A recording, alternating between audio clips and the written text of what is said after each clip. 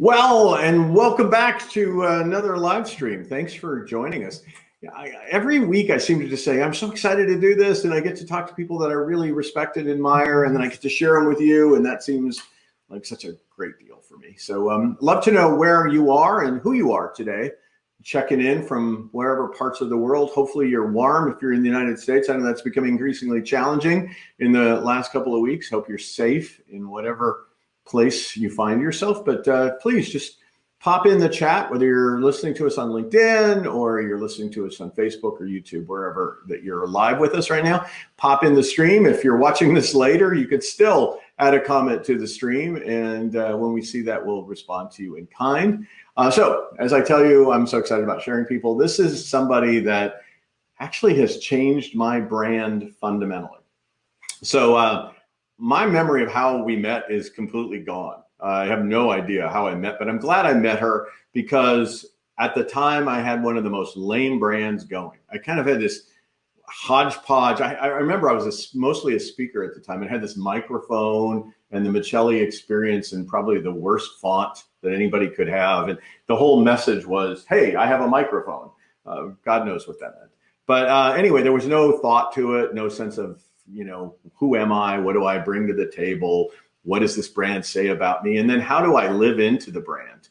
None of that until I met our guest today, Suzanne Tulien, who you're going to get to know from her books.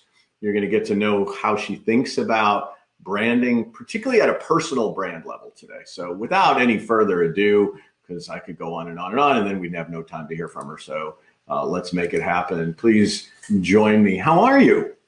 I'm so well and so excited to be here, Joseph. Thank you. I'm glad that you're here. So, I think as we were doing the green room, you said you remember how we met. So I owned up to the fact that all I know is that you came in, as the cavalry to a wounded brand guy, a guy who had a wounded brand, and you rescued it. But how did we actually meet? Because that's the part of the story I pick up on. I don't know if you were living out here in Denver or in Colorado. Denver, probably. Colorado Springs, actually. Yeah. Oh, okay. So your neck of the woods, I think. You came down, or you did a speaking event, and I attended this event, and I was so blown away by what you knew and how you delivered what you delivered with all the information. You made it fun. That's when you had that clown nose. You always. Oh yeah, I had a clown nose. Now I just have a clown nose. Well, but I don't have the red one anymore. That was so good. Yeah. So when I was experiencing you, and then the information that you were having passed out to us, the handouts and the materials, I noticed cognitive dissonance.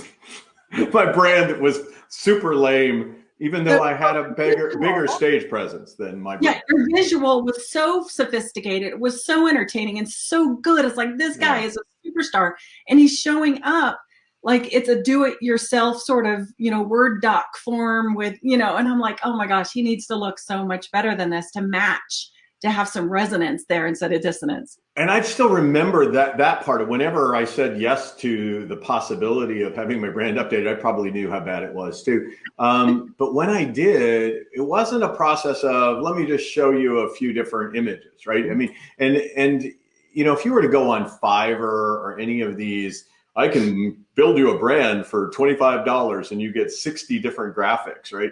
It's so not what a brand is. And right. I'm so excited that you kind of in the book, literally now, a couple of them on branding. So let's share a little bit about these books that you have out in the universe and kind of take them in chronological order, but we're going to focus on the new one. So you put this out a few years back with a colleague, and what was your goal in igniting your business's brand DNA? So the goal was to get a process out there to middle market size companies when we wrote the DNA book. And that was to enable them to go inside the organization themselves and identify, define, and then begin to literally align themselves with their systems and processes, their leadership, their culture, their vernacular, their communication. How do they align themselves to a set of core attributes that they declare they stand by and they stand for in their promise of delivering? So the Brand DNA book that was written in 2010 is when we published it. So over No 10 years. way. No Right. way. That can't Yeah. be. I And you I had was us on young your show then. I back was then young then. Yeah. So on your show. 2010. Well, we're so 2021 now. We can't keep talking about 2010. Oh, now I've covered myself up with the book. Talk about great branding. Let's just focus on the book then. I'll go to a single shot. So tell me what prompted you to do this. This is new. This is new. It's basically that same methodology of fleshing out the attributes of the core brand DNA, but it's really directed to that solopreneur, the leader, the brokers, distributors, those people that might be 1099s, but still distributing, their wares, or they own the book of their business, so to speak. They become the brand of their business. This is really written to them. It's expanded a bit because when you brand a person, you're really looking at a much broader aspect. It's not just what they do in their business. Obviously, it's who they are, how they show up in their family, in their communities, in relationships. So it's a little bit broader, but it's focused on speaking to the person who owns the brand literally. Okay, so since I've read the book and I know kind of some of the cool things that are happening here, let me take us on a tour. It's not a 3-hour tour. It's just a 40-minute tour of this book, and it's not going to give it enough justice. But let's do that thing. So, kind of at the very beginning of this work, which I've recommended, by the way, I'm actually on the cover as being recommending this book. So yeah, that's me on the top there. People can't see it, but that's me saying great things about the book. And oh, by the way, the other thing I didn't say in the introduction is not only have I used you in my own brand development, but I have clients who I'm trying to build branded customer experiences for. And guess what? We don't really have a brand to build an experience around. And so I've reached out to you. We've contracted with you. We've subcontracted with you. We've done all kinds. I got so excited I popped myself right out of the screen. There you are. But I'm getting messaged by my producers asking, oh, there we go, if I'm still around. So anyway, I have used you not only in my own brand and trusted you with my own brand, but I have clients who rely on me to do work. I've said, this is the person who needs to do it. All right, so let's go to the primer on what people can learn from this amazing, wild, crazy, cool book of yours. And it starts with, you kind of got to look in, right? I mean, start with a honest, thoughtful, genteel self-assessment of who you are. Is that fair? Yes, it does. Personal branding is for, if we can just define what a personal brand is, that might help us kind of roll into these chapters. A personal brand is just a set of perceptions. So it's what others think of you, but ideally it's what you think of yourself on a regular basis, so that you can get more conscious, strategic, and deliberate, and actually showing up that way and delivering at a very conscious level. I think that most people that I know are living so in an external world. They're so externally impacted by things around them that they're no longer internally driven. And if we can get ourselves back into being more internally driven by getting crystal clarity on who we say we are or believe ourselves to be, we can start acting in ways that enable us to show up and showcase what that is on a very regular basis, and be less impacted by these external situations and challenges that we have. So if I remember in the book, you kind of honestly owned up. Like, you were transparent and said, look, there were times in your life where you weren't on brand, like you were living somebody else's desire of you. And it takes a bit of courage, doesn't it, to kind of first look inside and then claim it and live it. When you say claim it, I think you're right on the spot there. You nail it, because it's about ownership and really stepping into that ownership of who you are. And what you were talking about is that I had some major issues with being bullied growing up. And I never really understood who I am personally, because I was always trying to fit in, or fear of not fitting in, really, and being bullied more was kind of my turning point, my introspection that caused me to start thinking about, well, who am I really then? If I'm not a fit for this group of people, And why would I be? I mean, it's treated me like crap, right? So what do I want to stand for, and how should I start showing up? I think that's where it all began, way back. I think you've rubbed off on me. I did a TED Talk, and I was talking about this, the art of branding. I mean, my TED Talk's much more about kind of the experience of a brand, but part of the beginning discussion is it seems like we're somewhere between wanting to fit in, like not be so weird that we're not part of the thing, and then not wanting to fit in too much. I liken it to the point where everybody was getting tattoos, right? Like, we're going to be renegades because we're all getting tattoos. But at some point when everybody gets tattoos, maybe you're not a renegade anymore. Maybe you're mainstream.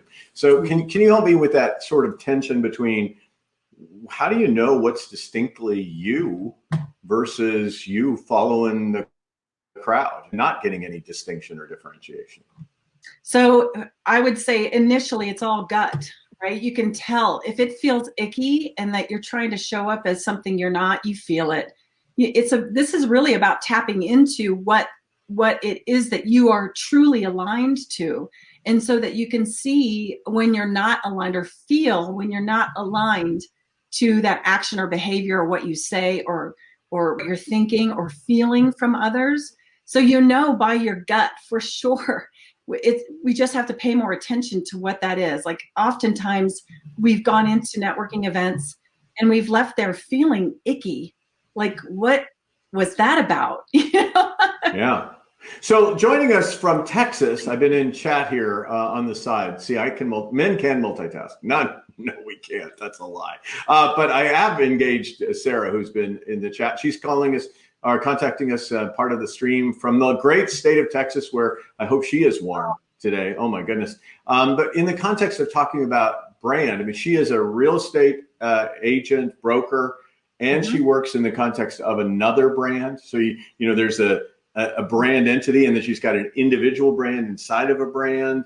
And her key advice is you just got to always keep developing your brand. But talk to me a little bit about the individual brand and then all the other places that our brand shows up, maybe underneath or nested inside of another brand. Well, so that's a big question and it's complicated, but we as people, human beings, and we are the face of the services that we deliver on. And outside of our business too, like I mentioned before, we have a set of characteristics that people know us to be as we get to know them and communicate with them. So they develop these perceptions of us. And your brand is really, since it's just a set of perceptions, the good news is everyone has a brand already. The bad news is everyone has a brand already, right? The real question is are we in control of it? Are we conscious enough about it, or unconsciously developing our brand to our external audiences? And when we go in and develop it, as she was saying, that's a process of identifying core values, your brand style attributes, what makes you different, setting standards of living and performance, developing a mantra and a brand why statement or a promise statement that you start to then live by, so you can stay in your lane and stay focused. All right, so slow down. You got too many things going at me all at once. I mean, so you got this state of being where you kind of have to think about what is your truth, what is your existing brand, project out in the world. There's all that, and then you start talking about style, right? And in your book, you have this whole thing about you have a style, but are you leveraging it? And so I was that I had a style. I had no idea, so it's good to know. But talk to me about what you mean by you have a style, but are you leveraging? Yeah, each of us have a set of attributes that define a personality style that people know us by. Mine is being super transparent. I'm really just right there, laying it out on the table with people. I love efficiency, so I see where efficiencies can happen. And I'm a little impatient because I'm so about efficiencies. So people get to know my personality based on my own actions and behaviors. And when I can define those particular attributes, I can now begin to leverage them to create distinction. So as a coach and consultant and 100,000 other consultants around the world, I can define who I am to my client or my prospects on my website and my narratives and my marketing, and speak to how I deliver what my promise is or my services are. But oh, I love this. Hold on. I love this transparency thing. You got to go to her website, brandascension.com, because there is no one else I know that is as transparent on their website. And I don't mean in a kind of like a freaky, weird way. You just are willing to share parts of yourself that I feel too old to do. Like, I come from a generation where we don't talk about what our favorite song is on a website or whatever it might be. You're just like there. And I think people a place to connect with you. You know, there are things that you're, you know, that you share on your website. I go, oh yeah, I'm like that. And then there are things like, but at least I know who you are. And that's in keeping with how you know yourself to leverage your style, right? Yeah. So when I build out my brand, and I am a successful brand requires the person to be highly consistent, because consistency builds trust. And when I'm building out my brand, I have to be consistent. I have to be authentic to my personal brand presence, to my personal brand DNA. And I have to be distinctive in how I continuously up level how I deliver on consistencies or how I deliver my transparencies. So I can continue, but I'm staying still in my lane in whatever program or product or whatever it is that I'm delivering to people who trust me and know me. They're going to buy it, or they're going to buy into it, right? It's just like Apple. You know, we're talking about a big entity here, but with Steve Jobs, he built a following around innovation and the way he was able to innovate. So anything that they developed, there were lines and lines and lines of people. They haven't even tried it yet, the product, but they trusted it enough because they knew there was consistency in how they showed up. Does that make sense? Yeah, absolutely. And people who know my brand probably know I'm not absolutely linear. I'm going to just jump over, and then we just had somebody write, how do you find out how people see you and define those elements? And it's interesting because I know it's in your book, and I know it's a little non-linear because that's part of some of the beginning phases of the work that you have people do, right? So do you mind just stepping back with me to that part of the book and how you go about getting some data on what is your style, what is your known brand as it is today? So I always will tell my clients that it's time, when you start working with me, it's time to stop listening to the peanut gallery for a moment. The peanut gallery are all those people out there, just for a moment, until we can go inward and truly get a sense of who we are. And the activities in the book are designed specifically to help you flush all of that information out. It's step by step. So when you say, what's the how do you go about doing this? You follow the step by step. So you can literally flush that out. And then once you have something that you believe is true to be who you are and authentic, then you start testing it out there and you say, I believe I'm transparent. And then you go out to your peanut gallery, friends and family and community, and say, on a scale of 1 to 10, how transparent do you feel that I am? So now we have a basis, a structure to then ask the question. Otherwise, if we go to Facebook and we say, what do you think about me? What are the 3 words you would say about me?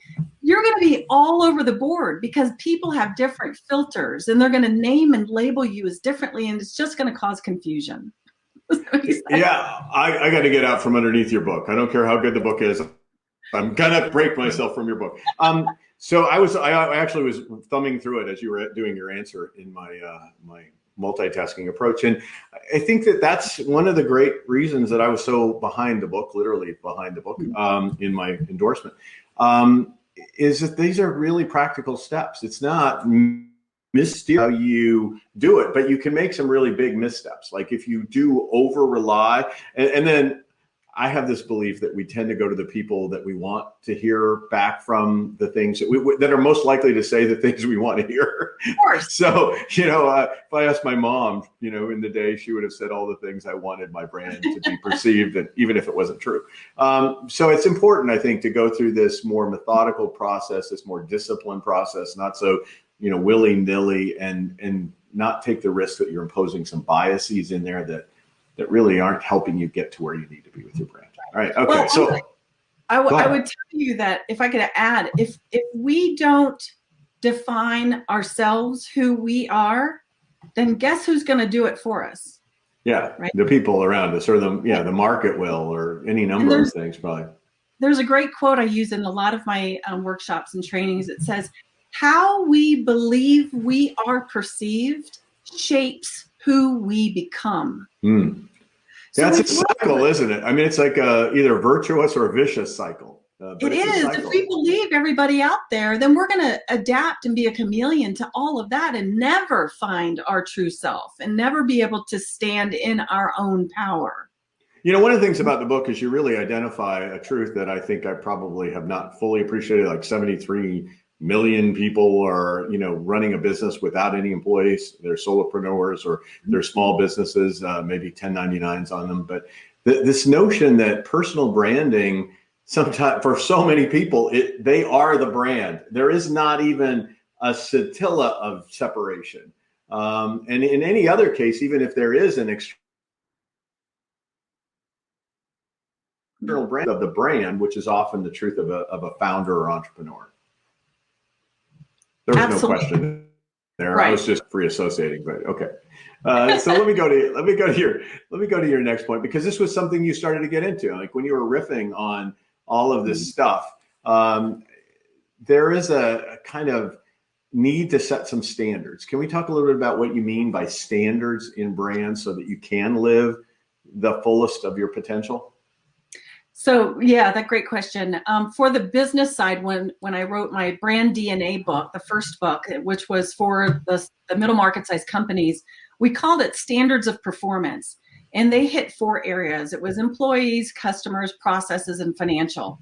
And they all were statements and declarations, basically, that we would facilitate the company to come up with for those 4 buckets, so that they had something at some level to live up to. And it all reverted back to the core values they developed, the brand, the personality of the organization they developed. So it all tied together, linked together. And so in the personal brand clarity book, we call them standards of living. And there's a few additional buckets there. There's 6 buckets instead of 4, because work is just one bucket. Community is one bucket. Your family is one bucket. Your spiritual well-being is one bucket. Financial is one bucket, right? So it's important for them to set standards based on their core values and their style attributes to infuse into their life and level up to live those standards. So they're really reflecting a lot and deciding, what does this core value mean to me? What does this style attribute mean to me? And how will I begin to literally behave differently in that space so that I can start walking my talk and delivering on what I say I am, I promise. Well, I love this, because a brand is a pretty disciplined thing. Do you know what I mean? It's not conscious. I mean, it really is to stay.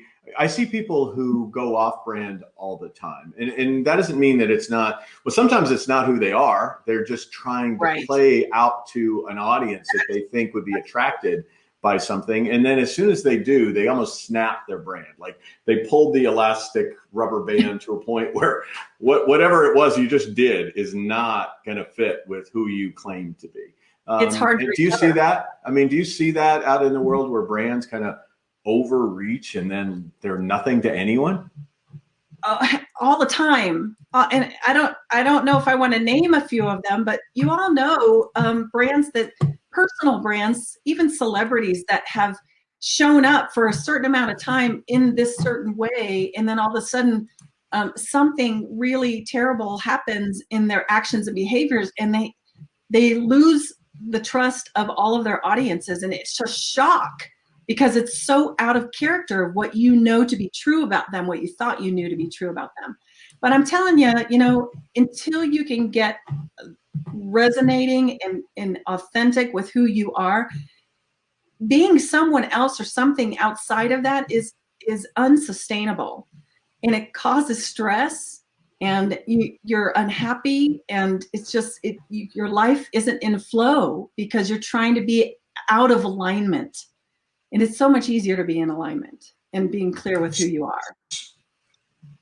All right, so I've got up on the screen where I'm going next. And frankly, I've worked with brands to create a mantra. So this is something I've done. I've not kind of done the work of getting the brand architecture in place, but once it's in place, I have helped them try to come up with something that I view as a mantra that is inspiring, that defines their aspirations, specifically as it relates to the way it affects customers, right? Yes. And so someday I'll have to have you see some of the things that I've done, and you can tell me Okay. how way off they are.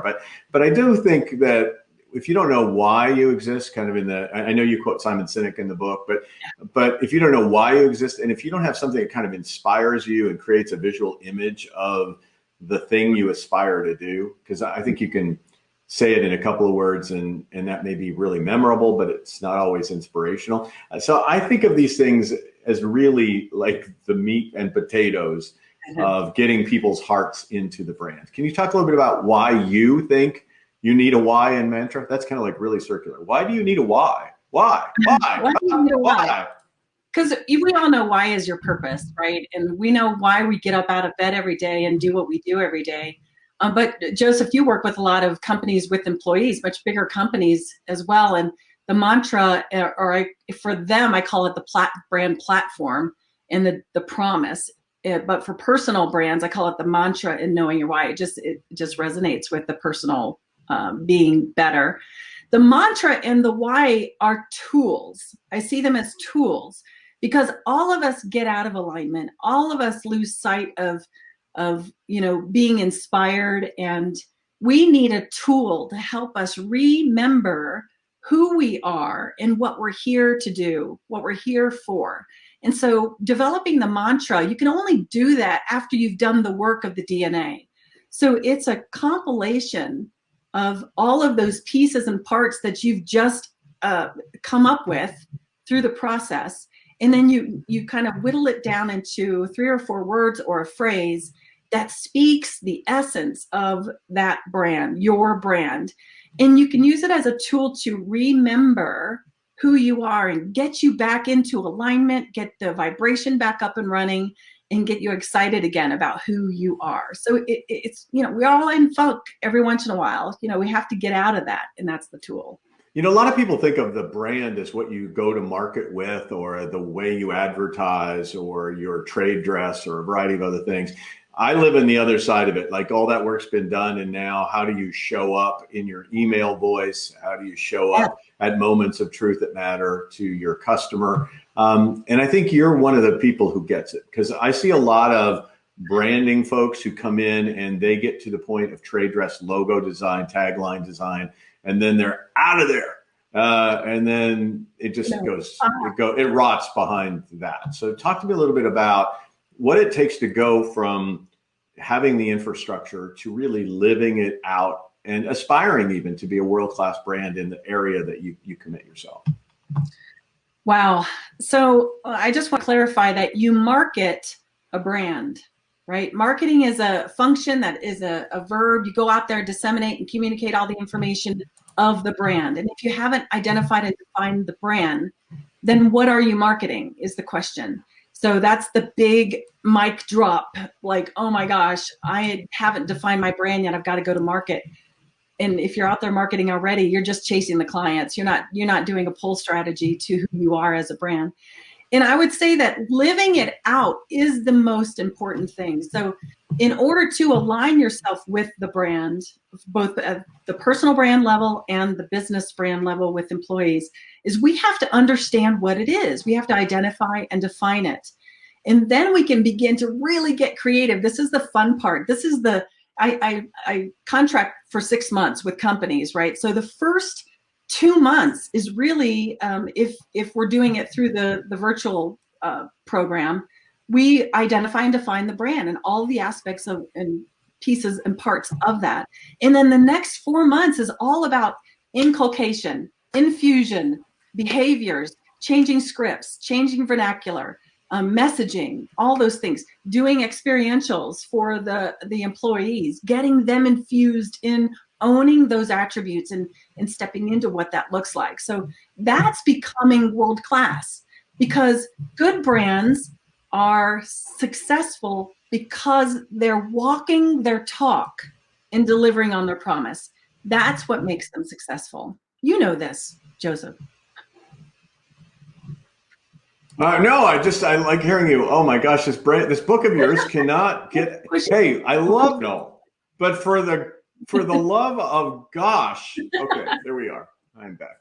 I don't know. I mean, it's kind of an honor to be functionally behind your brand book. All right, so, as I listen to this world-class thing, it does get to be like growing up into your brand a bit, right? I mean, it's, I think it's hard to be a world-class brand when you're just kind of getting started, in the sense that there's so much to understand your brand, so much to figure out how do we make it show up in the entire journey of every touch point.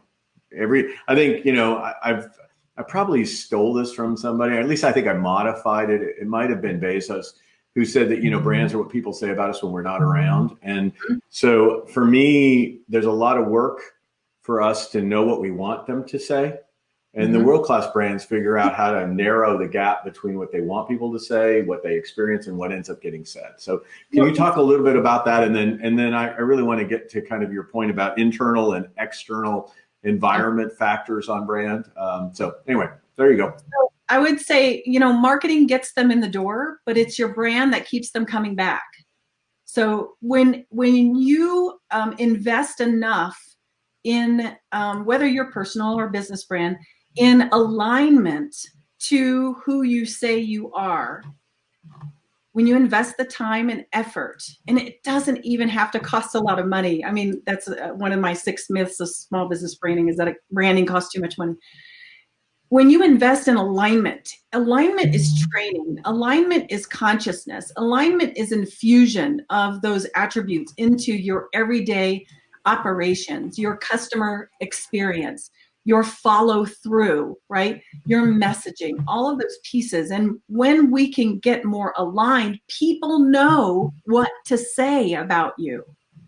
They know because you're doing this consistently. So it's not like we even have to train any of our, prospects or clients out there what to say. They say what they know to be true based on their experience with you. And you're selecting people who can represent your brand, and you're training people on what your brand looks like and how it's different than the dry cleaner across the street and how they do business. It's really, it's everything filters through this, right? It does. Yes. So that kind of gets me to the internal brand, external environment, right? I mean, this is an intriguing thing because the brand kind of lives in and out, and it lives in an ecosystem. So maybe you can talk a little bit about, what lessons there are in your book, Personal Brand Clarity. See, this is another way I can hide behind your book right here. Personal Brand Clarity. Can you talk a little bit about this distinction of internal brand, external environment? So there's always this external environment going on with organizations, right? The economy, what's happening with maybe certain areas of where you're marketing your wares or your products. So all of that is one thing. But then there's this internal environment of the entity of the business and what is happening internally. And if we can continue to stay consistent with what we know to be true about who we say we are after going through the process and hang on to that, we have something to hang our hats on, and we can get through almost anything at that external level based on us being true to who we are. If we're ebbing and flowing constantly in the brand, in just the brand's way of being, to the external environment, then we're diluting who we say we are to fit. Again, we're trying to be that chameleon to fit what's going on externally. And there's a lot of variables that happen with this, but you have to be really true to your commitment to be living on brand and training your people to be in that space and highly conscious of who you are as a brand. So I'm just reading in the comments, great advice, perfect answers, thumbs up. I mean, I think this stuff is resonating. Obviously, it resonates. You've had it resonate from the platform when you were kind of on the when we all used to have like a stage, and then there were like these people, and they would sit there, and those were crazy days. But it used to resonate in that environment. It resonates in virtual now. I gather the main thing, if we can get people started on you, wow, this is hard to do, is to get this book. And they can do that. Let me get my hands out of your name. They can do that on Amazon. So Personal Brand Clarity on Amazon would be the way to go to get the book. But they should visit your website. I mean, they can. Do you link to the book on Amazon there too from your website, or no? Okay, all right. So the easiest thing is go immediately to her website, and then you can get the book through that. So that's one thing. But what else? There's a personal brand Kickstarter toolkit that's free on my website as well. It's called the Kickstarter Toolkit. I mean, that'll help you, the solopreneurs and those people that are emerging leaders and want to build out their own brand, or really uncover what that is and self-actualize into it. That's a great product. Oh my gosh, people want it on Audible. Is it on Audible? Sure. Let's put some pressure on her. Oh, you think so? All right, good. All right. If it's on Amazon, generally eventually they put it on Audible. Well, no, who voices it? You have to have a voice to get it on Audible. It's not me. All right. I had to voice all my own books to get them on Audible. So so check it out. If it's not on Audible, complain to Suzanne. She'll take care of you right there. That'll be my next project. Let me make sure that I have a place where you can complain to her for it not being on Audible. Right there, write her there and say, it's not on Audible. I don't care what you said on the Michelli show. It's all right, if I have enough people that want it, I'll do it. All right, good enough. Yeah, but it's interesting because the trend in the industry in my books now is a lot of people are listening to them. The auditory word has happened. All right, so let's talk about beyond going to your website and determining whether this book's on Audible or not. What else will they find on the website? So you talked about that toolkit. So this complimentary toolkit exists, right? Yeah. So that's a good thing. That has the personal brand assessment tool in it as well, and so does the book. But it's going to be in a larger format, so you can actually read it and fill it out.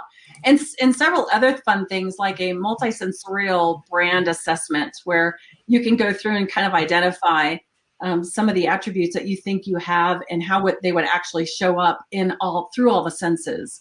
Because that's a big part of making your brand a Gestalt experience. And you want to look into all that. And then that's what makes it so fun and creative. I mean, you could really get super creative. It just opens up Pandora's box. All right. So people are asking me to put your website on the screen. So now so now I'm going to pick a bone with you. So this is the website I send everybody to, brandascension.com. And then I find that you have another website. So I need to understand when do I send people to brandascension.com, which they're seeing there, right? And when do I send them to personalbrandpresence.com? Personal Brand Presence is the landing page for my online course to develop your personal brand presence. I'm so excited about this course. It's 5 modules. There's 14 lessons in it. You see me, I narrate the whole thing. I walk you through the whole thing. It's so powerful. So that you can get there from the website as well, but this is the landing page that will kind of talk you through what's so if you're thinking, I just want to kind of get a sense of who she is, what is all offered, then we go to your other website, right? We go to brandascension.com. That's everything, right? I do. That's the one scrolling. But if you're particularly interested in getting a course, kind of get to learn from you vis-a-vis a course, really well-designed modules on personal branding and how to get your brand to show up and be world-class and develop a mantra, knowing your why, all that kind of stuff. Yes? No? Yes. That all happens there? Okay. Yes. All right, cool. I feel like now I'm understanding the architecture of the thing. So that's good. All right, we're about at time. So I think we've given them a little morsel of the kind of content that they could get from you. There's the course, obviously, at Personal Brand Presence there. There's the toolkits at brandascension.com. Let me switch that around so we have the major so we have that available, and then we go the other way. That's the main location, and then if people want to take the course, that is scrolling beneath. We check anything else in the comments before I go to our thank you for that clarity. Clarity. What a word. Thank you in the comments for using the word of the day. I feel like identify, define, and align to who you want to be known for. All right. Wow. All right. So it's time for the lightning round. I warned you. I don't always warn people. I must like you or something, because there are people I foist the lightning. They have no idea what's about to happen to them, and they're just good sports. So here we go. And you'll be a good sport, even though you've been forewarned. All right, let me take all of your stuff off. People know how to find you now. I don't need to have all that cluttering the screen, cluttering people's minds. We're shooting for clarity. Should I be afraid? Yeah, so here we go. So the lightning round is just some personal stuff, which is so easy. Sometimes I have to hunt and to find this stuff about people who are guests. Not you, man. It's right out there on your website. So here we go. React to this. Oh, that's a lemon drop. It's my favorite cocktail. Nothing like starting with a booze. Every Friday night. Every Friday.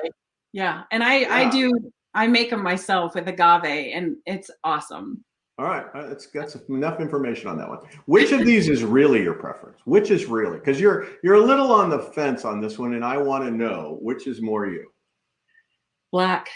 Yeah, but you like periwinkle, isn't that what it's called? Or is that, yeah? I do like periwinkle. It's an unusual color. A lot of people really don't recognize periwinkle.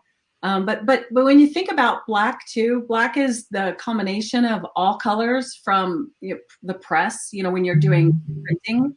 So I like to be all of that. And when you talk about light, it's white, because white is the culmination of all light value. So it's interesting. Okay. All right. Somebody noted that even though I'm doing the lightning round and torturing you, I will not bully you. So they're listening to what you had to say earlier. I will not bully you. So far I've just showed that you drink lemon drops and you have a preference for black over periwinkle, though both of them are things you very much enjoy. And so tell us the story behind this. That's my gal. That's what I wanted to grow up to be.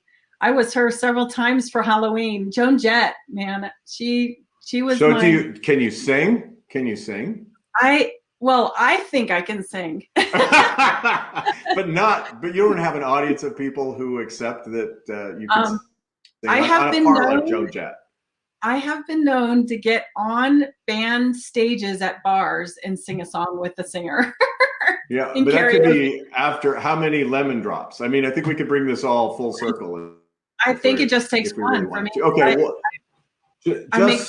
one lemon drop and you're Joan Jett. I got it. All right, let's final thing. Without the H, right? Without the H, John. Without the H. Just your reaction to that. John. Yeah. Oh, that's your hubby, right? He's been around a while. He's been around a while. Yeah. We celebrated our 20th anniversary last year, but didn't get to go to New Zealand because of COVID. They wouldn't let us in. Dang them. Yeah, the New Zealand, those they were definitely not playing. The Kiwis were not playing with letting people in. So, all right. Well, that is all the time we had today. Please.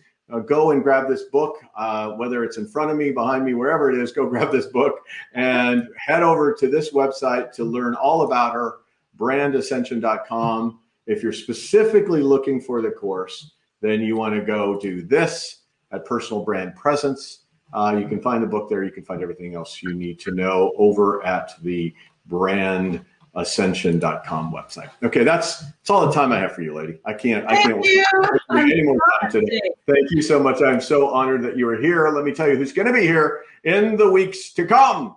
Oh my gosh, Tracy Grammer. Tracy Grammer is a songwriter extraordinaire. She's such a literate, innovative person. She went to Berkeley and can write. And she writes a song a week under a new challenge on YouTube. Real songs. They put a prompt out, and each week she creates it. My goal for our conversation with her is maybe to hear a little bit of her music, but more importantly, to hear what it takes to be willing to go to her internal voices and create, and just trust the creative process. So that's that. Blueprint. Douglas Conant, are you kidding? Does he know who he's hanging out with? I mean, seriously, this guy's going down market in a big way with me. Douglas is crazy brilliant. Formerly the CEO of Nabisco, formerly the CEO of Campbell's Soup. he's done it all. He is amazing and a great leader. His book Blueprint is the bomb. I include him in my new book, Stronger Through Adversity, and he has some great insights. Very Brene Brownish in some of his thinking. So then over there in Colorado, I'm going back to Colorado again. Got Suzanne in Colorado, but in Colorado as well, I have Bovine Metropolis up in Denver. They're an improv company. They have their own improv theater. Been there a long time. I studied improv for them back in the days when I was in Colorado. A lot of very nifty lessons. I'm wiping out where they're with the dates of them because I'm still with Brand Ascension. But on the 11th of March, we're going to talk about improvisation and applying the yes and kind of mindset to what you do in business. And then finally, New York Cares, and Gary Bagley is going to be with us on the 18th. So we're just covering a month. We've got people lined up into May. So we're so honored that people join us on. Gary Bagley is in charge of New York Cares. They are one of the largest nonprofits in New York City. How they mobilized in the early onset of the pandemic is remarkable. The collaboration between the community and this nonprofit is inspiring. And we're going to talk about leadership from a nonprofit perspective because we often leave them out. That's everything for today. I want to thank those of you who joined us. Plenty of interaction on the chat. And please, if you'd share this with somebody, I would be so grateful. And in fact, what we normally do is when people do share it and they hashtag us on it, we take all of those and we kind of raffle out a book. In other words, I send a book out to somebody who has shared this with their audiences over the course of the week. So if you would do that, I would be very pleased for that. With that, I have nothing else to say today other than hasta la vista. We'll see you next week on Michelli's